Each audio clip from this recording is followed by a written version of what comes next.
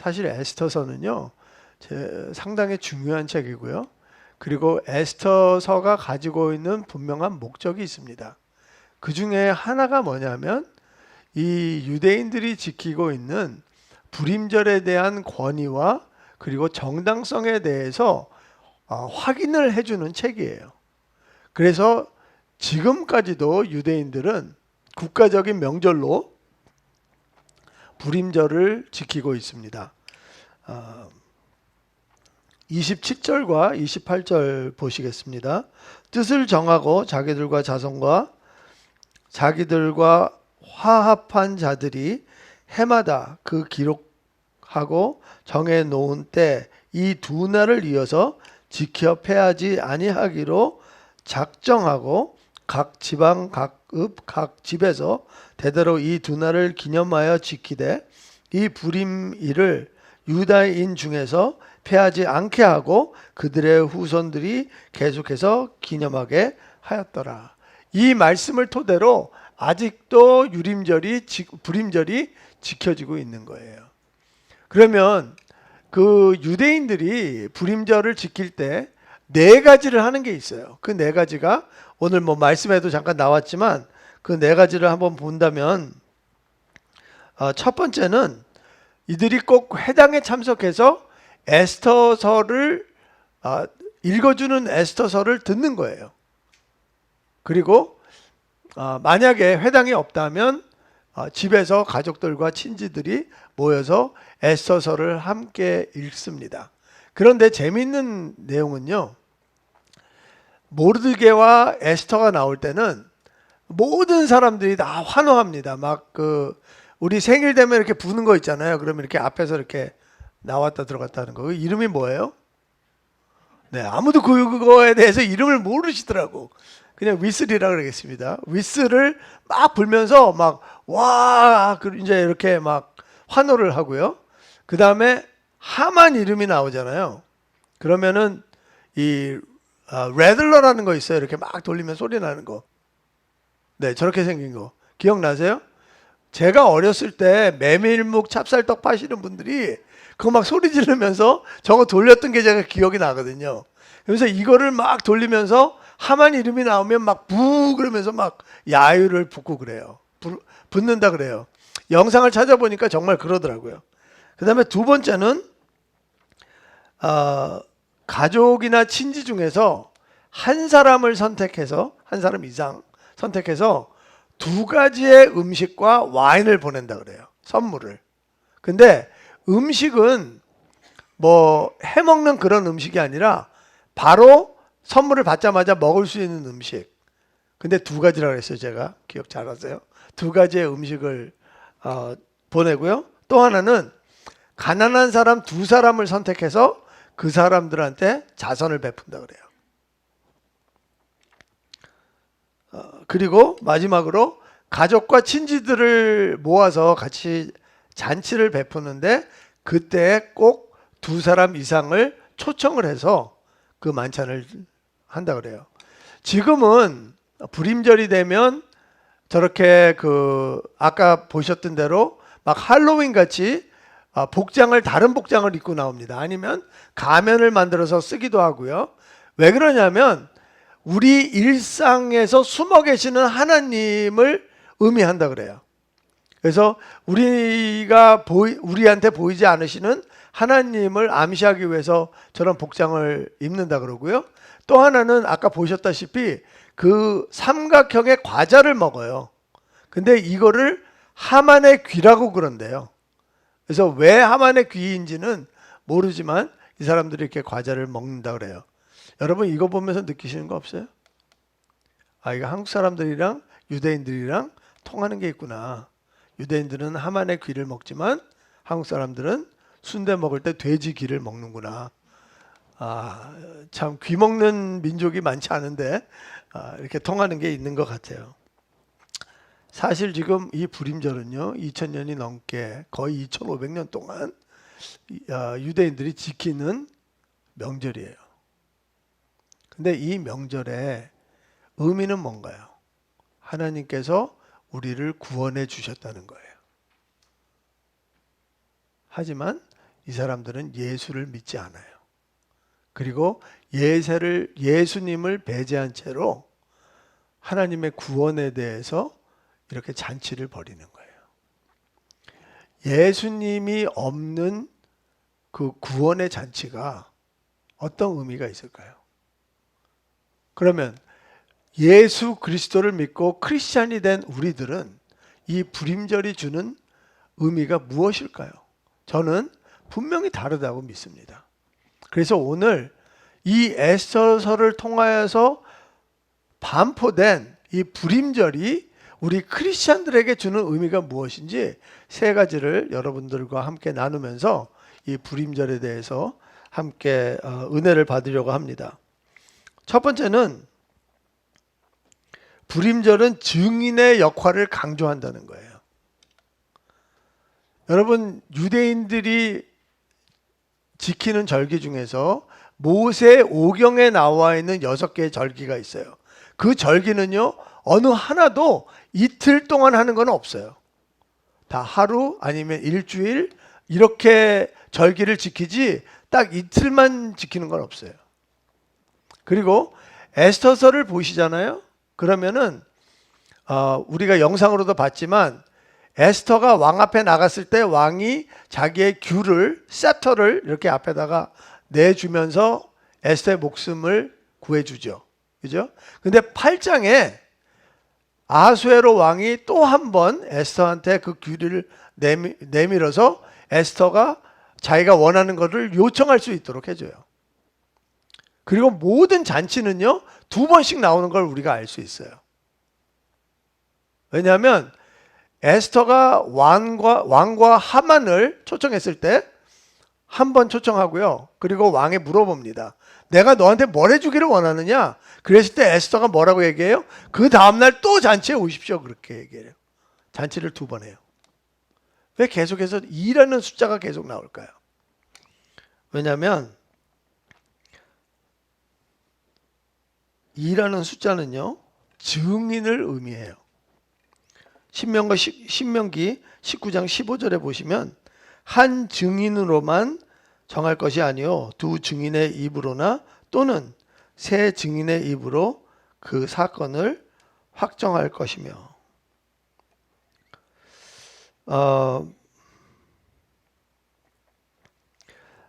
에스더서에서는요 4가지가 안 나와요.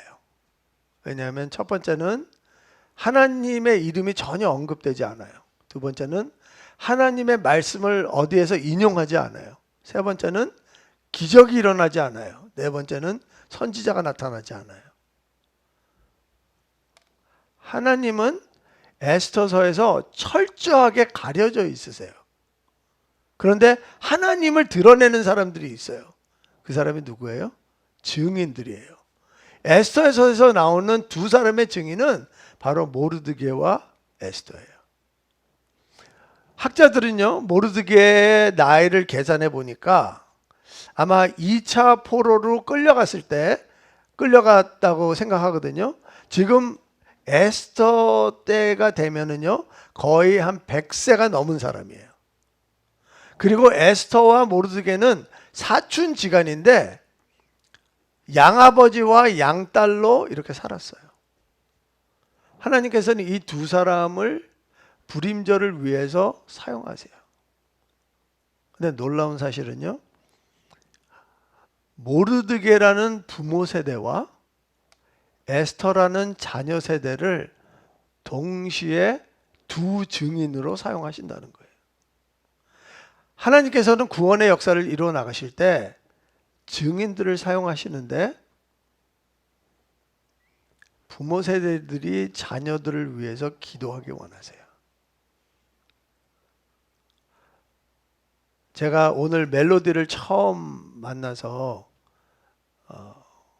잘 모르는데 아마 멜로디 가정도 믿는 가정이고 또 아버님이 목사님이시고 그리고 많은 기도가 쌓였다고 저는 믿어요. 하람이 같은 경우에는 제가 어릴 때부터 봤고 또 부모님도 잘 알고 있고 그 부모님의 부모님도 알고 있기 때문에 알고 있기 때문에 저 가정에 기도가 많이 쌓였다고 믿어요. 그런데 기도가 많이 쌓인 자녀들은요, 달라요. 그 아이들의 믿음이나 그 아이들의 행동이 다르다는 것을 제가 느껴요. 우리는 우리 자녀들 위해서 기도할 때 우리 에스터 같이 왕후가 되게 해주세요. 우리 에스터 같이 좋은 대학 다니게 해주세요. 훌륭한 사람 되게 해주세요. 성공적인 사람 되게 해주세요. 사업가가 되게 해주세요. 이런 거 반드시 기도해야 돼요. 그런데 정말 중요한 게 뭔지 아세요? 우리 아이들이 그 위치에 섰을 때 그 위치에서 무엇을 하기 위해서 서 있는지를 깨닫게 해달라고 기도해야 된다는 거예요. 보세요. 에스터가 지금 왕후가 된 지 5년이 지난 상태예요. 그리고 에스터는 아마 5년 동안 내가 왕후가 됐으니까 왕궁에서 그냥 아름다운 옷 입고 맛있는 음식 먹고 그렇게 살았을 거예요. 그리고 자기가 왜 왕후가 됐는지 아마 운이 좋아서 왕후가 됐다고 생각했겠죠. 아니면 내가 이뻐서 됐겠지. 뭐 이렇게 생각했겠죠. 그런데 일이 터져버린 거예요. 자기의 민족이 다 죽게 된 거예요. 그때 모르드게가 에스더한테 뭐라고 이야기하죠? 에스더야, 네가 왕후가 된 게 지금 이때를 위해서 하나님이 너를 세워준 게 아니냐, 이렇게 이야기를 하죠. 여러분, 기도하는 부모들은요, 우리 자녀들이 그 위치에 있을 때, 그리고 하나님이 쓰시고자 하는 그때에 소명을 밝혀줄 수 있다는 거예요. 저는 그런 은혜가 여러분 삶 속에 있기 원해요. 그리고 우리의 믿음 때문에, 우리 부모의 믿음 때문에 우리 자녀들이 믿음으로 행동하기를 원해요. 하나님이 구원을 이루어 가시는데 그 구원의 방법이 그렇다는 거예요. 한번 생각해 보세요. 애굽을 떠난 1세들은요, 광야에서 다 죽었어요. 맞습니까? 근데 요단강을 건너서 가나안 땅에 들어간 여호수아와 2세들은 거기에서 전쟁을 해요. 그리고 그 땅을 차지합니다. 하나님께서는 우리 부모 세대를 사용하시고 우리 자녀들을 사용하세요. 그리고 하나님의 영광을 드러내세요. 하나님께서는 증인을 사용하시기 때문에 그래요. 예수님이 승천하시기 전에 무슨 말씀하셨는지 기억나시죠? 오직 성령이 너에게 임하시면 너희가 권능을 받고 예루살렘과 온 유대와 사마리아와 땅끝까지 이르러 뭐가 돼요? 내 증인이 되리라. 여러분, 우리는 이 말씀 너무 잘 알아요. 그죠? 그런데 우리가 땅끝에 이르렀어요. 그래서 우리가 증인이 됐어요. 그 다음에는 그 땅끝에서 무엇이 일어나는지 몰라요. 맞습니까? 그런데 그게 그 대답이 어디 있는지 아세요? 시편 22편에 있어요. 땅끝에서 여호와를 기억하고 여호와께 돌아오고 여호와를 예배한다고 그랬어요. 우리가 증인의 역할을 한다면, 그리고 우리가 땅끝에 이른다면 거기에서 부흥이 일어난다는 거예요. 여러분, 우리는요 다 땅끝이 있어요. 땅끝이 어딘지는 몰라요. 그렇지만 영적인 땅끝이 있어요. 그 영적인 땅끝이 어디냐면 우리의 믿음이 도전받는 데예요. 내가 내 믿음을 가지고 갔는데 그곳에 믿는 사람이 없는 거예요. 그게 내 가정이 될 수 있고 내 직장이 될 수 있고 내 학교가 될 수 있어요. 거기에서 하나님께서는 여기가 네 땅끝이야. 여기에서 나의 증인이 되면 좋겠어. 말씀하신다는 거죠. 여러분들의 기도 덕분으로 제가 지난주에 시애틀에 잠깐 갔다 왔어요. 시애틀에서 두나미스라는 그 세미나가 있는데, 특이하게도 그 장로교단에서 그 성령 세미나를 해요. 근데 그 약간 그 순복음 교회에서 하는 그런 성령 세미나하고는 좀 많이 달랐어요. 이게 6단계가 있는데 마지막 단계를 제가 다녀왔거든요. 근데 마지막 단계가 뭐냐면 그 전도하는 거예요. 증인의 삶을 사는 거예요.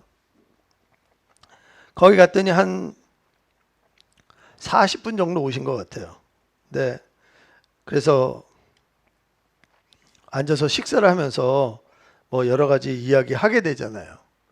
근데 이제 한 첫째 날은 뭐 서로 얘기 안 하죠. 이렇게 탐색전을 이렇게 벌이다가 두 번째 날부터 되니까 이제 자기 얘기를 조금씩 하는 거예요. 어떤 분들은 이제 사업이 너무 안 되는 거예요. 사업 문제 때문에 오시고. 어떤 분들은 부부 문제, 자녀 문제, 건강 문제, 돈 문제, 그 다음에 장래 문제, 미래가 어떻게 될 건지 불투명해서, 그 다음에 뭐 교회 문제까지. 문제 없는 분들이 아무도 없어요. 그리고 그분들은요, 3박 4일 동안 자기 문제 하나도 해결하지 못하고 갔어요. 근데 놀라운 일이 있었어요. 뭐냐면 저희가 3일 동안 강의를 듣고요. 3일째 오후에 몇 명씩 팀을 꾸려갖고 전도하러 나갔어요. 노방전도 하는 거예요. 나가기 전에 다 기도했어요. 하나님, 보여주시는 사람한테 저희가 복음을 전하도록 하겠습니다. 저한테는 빨간색이 보였어요. 이게 빨간 차인지, 빨간 옷인지, 빨간 신발인지 몰라요. 나가봐야 돼요. 나가봤어요. 그 조그만 동네를 갔는데, 술턴이라는 동네를 갔는데, 아니 동네가 얼마나 조그만지 사람이 없는 거예요. 그래서 공원에 갔더니 어떤 할아버지가 있는데 빨간 옷을 입고 있었어요. 빨간색 하와이안 셔츠를 입고 있었어요.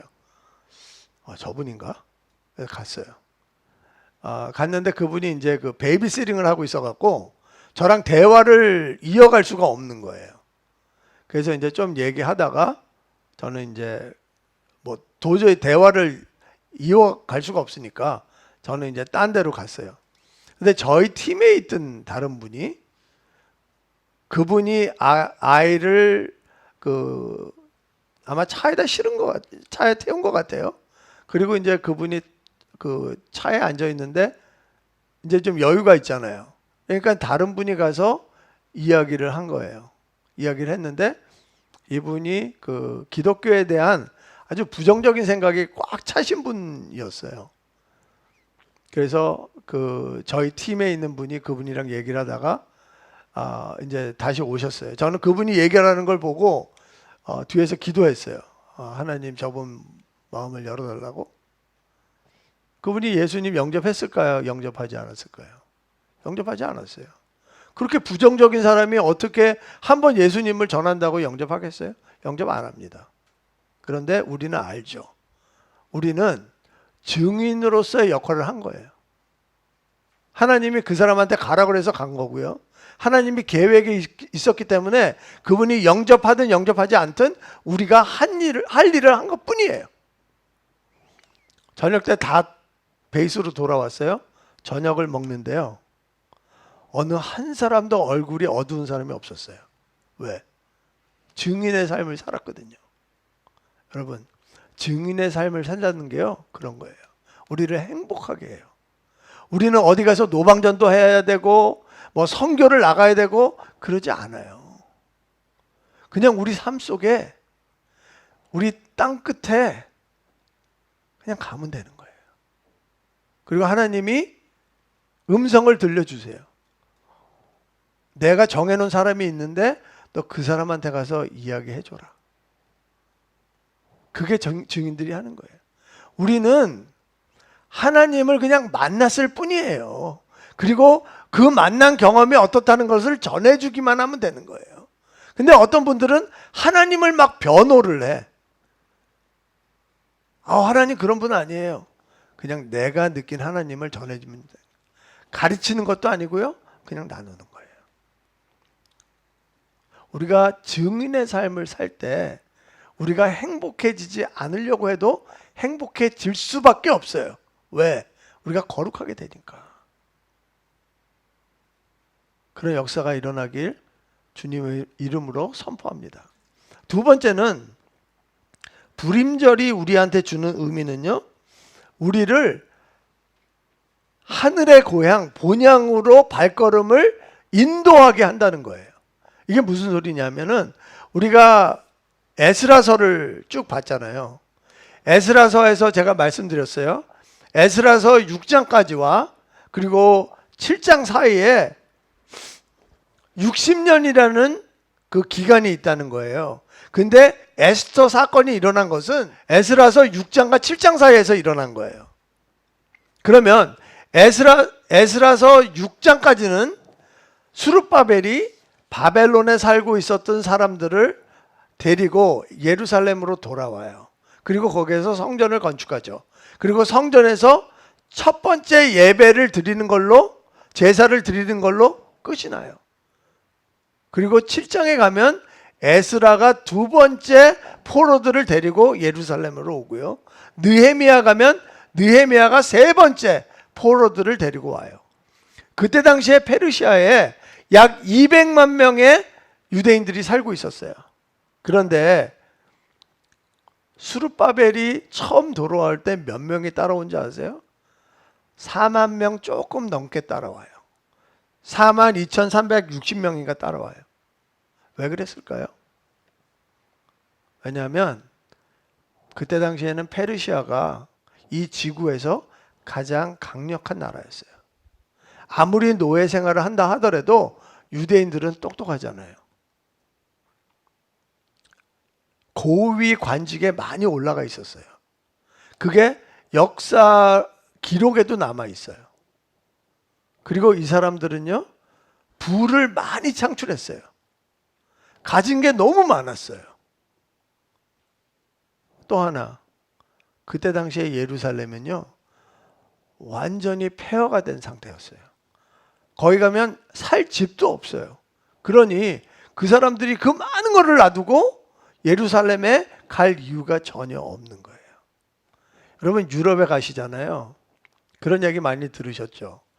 유럽에 가면 교회들이 전부 다 술집과 식당으로 변해 있다고. 이제는 또 뭘로 변하는 줄 아세요? 서커스 공연장으로 바뀌었어요. 왜냐하면 이 교회 천장이 높잖아요.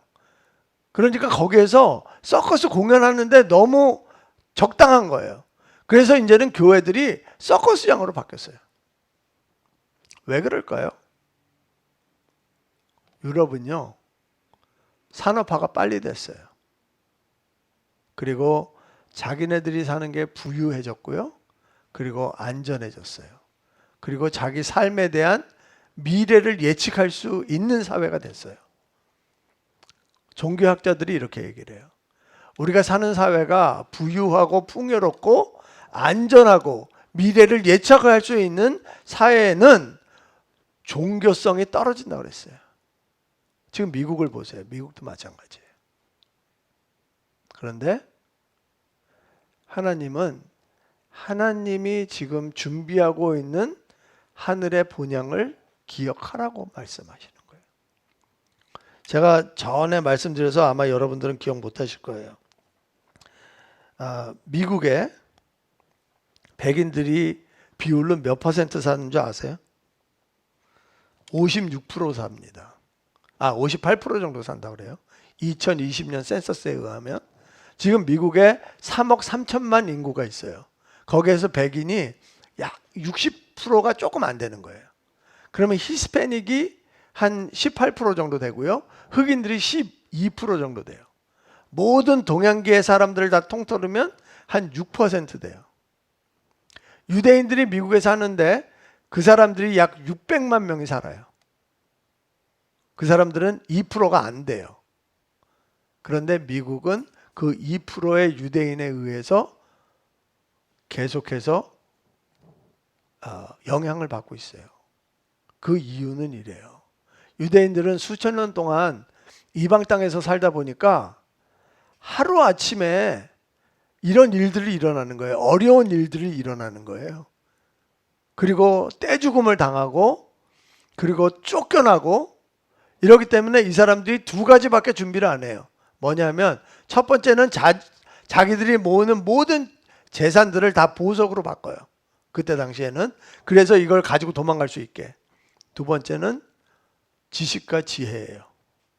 자기들이 가지고 있는 지식은 어딜 가도 뺏기지 않기 때문에 그 나라의 언어를 배우고 그리고 상수를 배우고 이런 것들을 통해서 어디를 가든지 살아남을 수 있게 자신들을 준비를 한다고 그래요. 그러면 2%밖에 안 되는 유대인들이 왜 미국을 움직일까요? 이 사람들은 자기네들한테 불리한 법들이 생기지 않도록 어마어마한 그 로비 단체를 만들어서 에이펙이라 그러죠. 그 에이펙을 통해서 많은 정치인들한테 선거 자금을 대주는 거예요.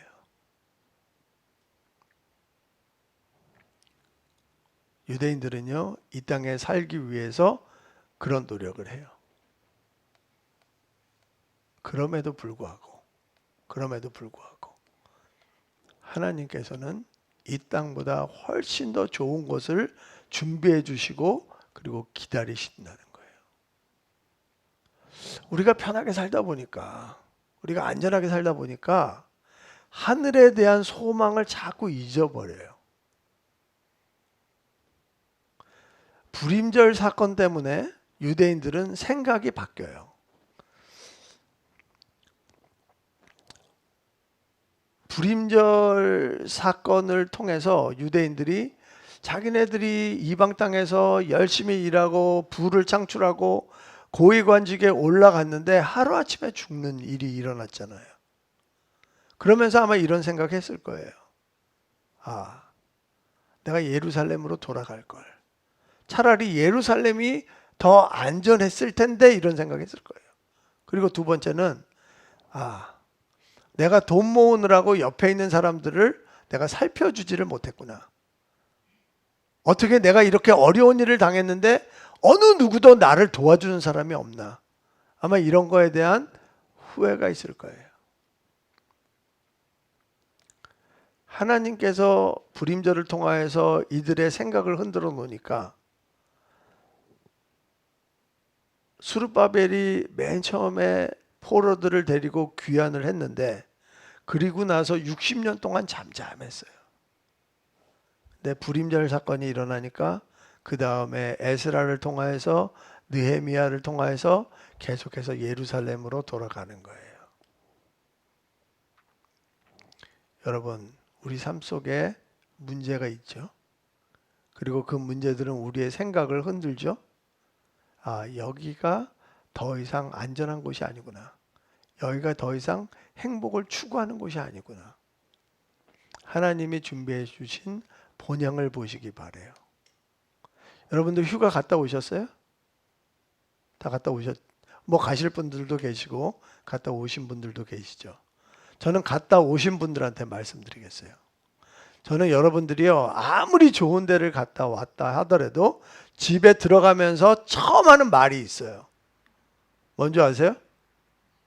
집이 좋다. 네. 그 은혜가 우리가 전부 다 천국에 가서 만날 때 그런 말 했으면 좋겠어요. 옆에 분들한테 한번 얘기해 보세요. 집이 좋다. 마지막으로 불임절은 구원의 완성을 의미하고 있어요. 25절 한번 볼까요? 25절. 에스더가 왕 앞에 나아감으로 말미암아 왕이 조서를 내려 하만이 유대인을 해하려던 악한 꾀를 그의 미래에 돌려보내어 머리에 돌려보내어 하만과 그의 아들을 나무에 달게 하였으므로. 이 불임절 사건 때문에요, 하만과 10명의 아들이 다 몰살당합니다. 이게 왜 중요해요? 하만은 죄를 의미하고 있어요. 그리고 하만은 아말렉의 후손이에요. 하나님께서 아말렉을 얼마나 미워하시냐 하면은 아말렉의 이름을 완전히 없애버려서 세상에서 기억도 못하게 하신다 그랬어요. 근데 이들이 계속해서 살아남죠. 그래서 하나님께서 사무엘을 통하여서 사울 왕에게 너 아말렉을 가서 완전히 진멸해라. 여자 아이까지도 짐승까지도 하나도 남김없이 다 진멸하라고 명령하세요. 근데 사울이 불순종합니다. 자기 눈에 봤을 때 좋은 짐승들은 다 살려놔요. 그리고 아각 왕도, 아말렉의 왕 아각도 살려놓습니다. 하나님 분노하시죠. 그러시면서 사무엘에게 이렇게 얘기해요. 내가 사울을 왕으로 세운 거 후회한다. 그리고 그 사건 이후에 사울을 폐위시켜 버리세요. 사무엘이 사울한테 가요. 그래서 사울한테 그 아말렉 왕을 끌고 나오라 그래요. 근데 성경에 뭐라고 했는 줄 아세요? 그 사람을 죽였다, 칼로 쳤다 이렇게 얘기하지 않아요. 쪼갰다 그래요. 왜 그렇게 했을까요? 하나님이 그만큼 죄를 미워하신다는 것을 사무엘의 행동을 통해서 아각 왕을 죽일 때 그 분노를 나타내신 거예요. 여러분, 죄는 소멸되지 않아요. 죄는 소멸되지 않아요. 마치 아수에로 왕이 첫 번째 조서를 내렸을 때 그 조서를 멈출 수가 없어요. 이거는요, 죄가 처음 에덴 동산에 들어왔을 때 그 죄를 멈출 수 없는 거랑 똑같아요. 그러면 이 죄를 멈출 수 있는 방법은 그 첫 번째 조서를 무력하게 하는 방법은요, 더 강한 조서를 써서 이 첫 번째 조서를 무력화할 수밖에 없는 거예요. 그러면 죄를 무력하게 할 수 있는 것은요, 예수 그리스도께서 십자가의 보혈로만 그 죄를 멈출 수가 있는 거예요. 아멘. 히브리서 12장 2절 한번 볼까요? 같이 읽어볼까요? 시작. 믿음의 주여 또 온전하게 하시는 이 예수를 바라보자. 그는 그 앞에 있는 기쁨을 위하여 십자가를 참으사 부끄러움을 개의치 아니하시더니 하나님 보좌 우편에 앉으셨느니라. 예수님이 십자가에 달리신 것은요, 고통스럽기도 했지만 사실은 더 수치스러운 일이었어요. 그런데 예수님께서 그 수치스러운 일을 기꺼이 당하신 이유가 있어요. 여기에 이유가 있어요. 그 앞에 뭐가 있어요? 십자가 앞에 뭐가 있어요? 기쁨이 있다고 그랬어요. 예수님도 달리기 싫었던 그 십자가 앞에 무슨 기쁨이 있었을까요? 그게 바로 여러분과 저예요. 십자가에 달리는 게 예수님께서는 기뻐하지 않으셨어요. 그런데 그 앞에 우리가 있는 거예요. 이사야서에서는 뭐라고 표현하고 있냐 하면은 그의 영혼을 속건제물로 드리기에 이르면 그가 씨를 보게 되며, 그 씨가 우리예요. 기쁨이 우리예요. 아멘. 예수님께서는 여러분과 제가 구원받는 모습을 아신 거예요. 그리고 기꺼이 십자가에 달리신 거예요. 지금 애써서는요, 우리의 구원이 완성되는 것을 보여주고 있는 거예요. 여러분, 불임절이 언제인 줄 아세요? 우리 읽었잖아요. 12월 14일과 15일 기억나세요? 그러면 1월 14일은 무슨 날이에요? 6월절. 사진 좀 보여주실래요? 저기에 보시면 1월 14일이 6월절이에요. 하나님의 어린 양이 죽는 날이에요. 그날이 우리의 구원의 시작이에요. 불임절이 언제예요? 12월 14일과 15일이에요. 그날이 무슨 날이에요? 예수 그리스도께서 시작하신 구원의 역사가 12월 14일과 15일에 완성이 되는 날이에요. 하나님께서는 에스더서를 통하여서 우리의 구원이 완성되는 모습을 보여주고 계시는 거예요. 아멘.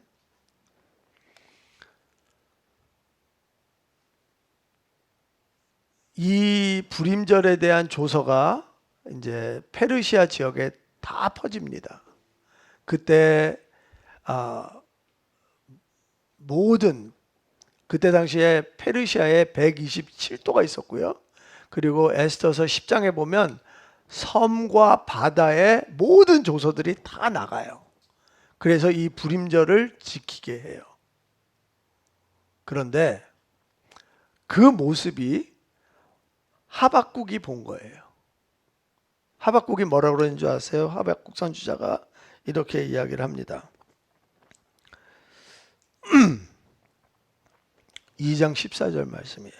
이는 물이 바다를 덮은 것 같이 하나님의 영광을 인정하는 것이 세상에 가득하다고 고백을 합니다. 너무 놀랍지 않으세요? 이게 불임절의 의미예요. 우리 크리스찬들한테 주는 불임절의 의미가 그렇게 크다는 거예요. 여러분, 여러분들은 그리고 저는 이 구원을 지금 이루어가는 과정에 있어요. 그런데 우리는 끝을 볼 수 있는 거예요. 그리고 그 끝에 물이 바다를 덮는 것 같이 하나님을 인정하는 것이 이 세상에 가득할 거라는 거예요. 그 일을 위해서 우리가 지금 세움을 받았고 그리고 그 일을 해나가고 있는 거예요. 오늘 장학금을 받은 우리 학생들, 이 일에 동참하는 여러분들이 될 거라고 저는 믿어요. 그리고 우리가 목숨을 다할 때까지 우리가 이 일을 해나갈 것이고, 그리고 우리는 하나님께서 준비해 주신 그 본향을 향해서 계속해서 나아갈 거라고 저는 믿습니다. 기도하겠습니다.